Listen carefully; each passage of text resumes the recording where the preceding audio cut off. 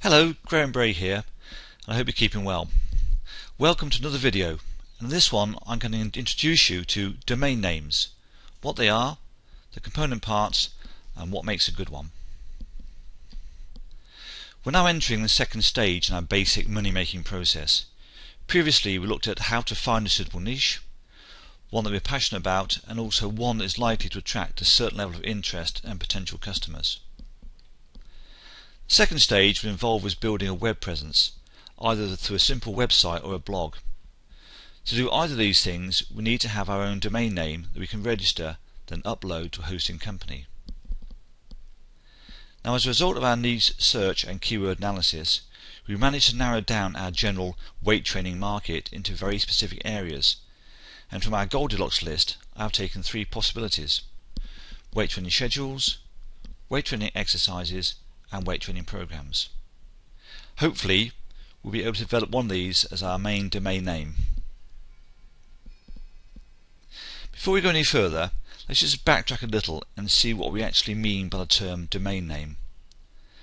The domain name forms part of the URL, which is short for Uniform Resource Locator. The URL resides in the address bar at the top of a website and consists of two parts. The first part, or protocol identifier, is the http:// that you type in when entering a website address. The second part, for example google.co.uk, is the resource name, or, as we're calling it here, the domain name. Now, domain names are unique. No two are exactly the same, and they are what people will type in if they wish to visit your website or blog. An example given here is my own blog site, www.easierinternetmarketing.com. Now, domain names consist of two parts. We have the ending part that is called in the trade the top level domain, or TLD. The second part is the second level domain. This is a bit we normally refer to when we're talking about domain names. These can be up to 63 characters long, and if you consider that my domain name is 23 characters, there's lots of room for growth. Top level domains come in a number of different guises, and you may have already come across some of the TLDs given here.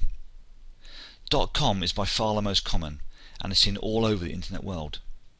Others, for example .co.uk, are specific for certain geographical areas. I have another website for my tuition business, and as my market is confined to a very tight geographical area in the UK, I've opted to use the .co.uk TLD. And as we can see in the bottom example, there are extensions of the TLD. These extensions are referred to as country code second level domains, and examples include those for universities, top one, .ac.uk, the Ministry of Defence, and my own source of employment at the bottom, schools, .sch.uk. Now, when considering the second level domains, these are the bits that really give our sites unique identity, we have three options. The first option is to include a trade or brand name. Because of the demand for good domain names, we have to be really creative in our choice of words. I would ideally have liked internetmarketing.com, but obviously this was taken up a long time ago. So with trial and error I came up with the Easier Internet Marketing, which I've now developed as my brand name. It can often be the case that domain name comes before the brand name and not vice versa.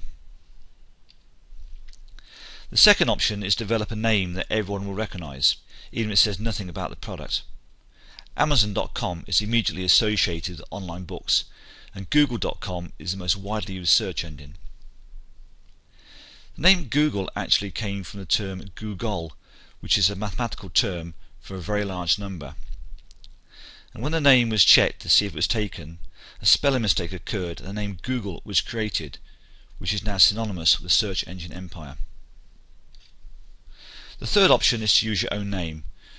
For example, in the United States, Bill Myers has long been associated with the production of online marketing DVDs, and his website has the address bmyers.com. Similarly, the entrepreneur Andrew Reynolds has a web address andrewreynolds.com. Now you can only really use this type of address if you're well known. I could easily get the domain name grahambraid.com, but even my own family occasionally forget who I am. So our best choice would be the first option, and we can develop a domain name based on our brand. Okay, I'm going to stop the video at this point before it goes on for too long. In the next video I'll be looking at how we can check out the availability of our domain name, and I'll take you through the process of purchase. Thanks for watching this video, and I hope you've enjoyed it. Don't forget you can always contact me via my website at www.easierinternetmarketing.com. I'll speak to you again very soon.